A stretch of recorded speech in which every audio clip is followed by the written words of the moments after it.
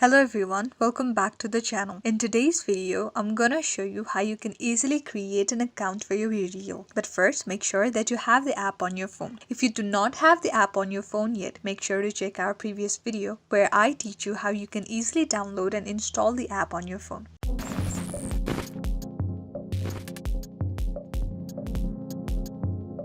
Let's get started. First of all, open your BeReal. There, you will be taken to an interface like this. It will show you all the features. All you need to do is swipe. Keep on swiping until you reach at last where you will have the option to get started. Click on the Get Started button and then it will ask you to type your name. Enter your name there. That's my name, and then continue. And then it will ask you to enter your date of birth. First of all, enter your month, then your day, then the year you were born in. And when you're done, just continue. And then it will ask you to enter your phone number where you will receive a code. When you enter the code, you will be taken to another interface. But first, let's just select our country code and then our phone number.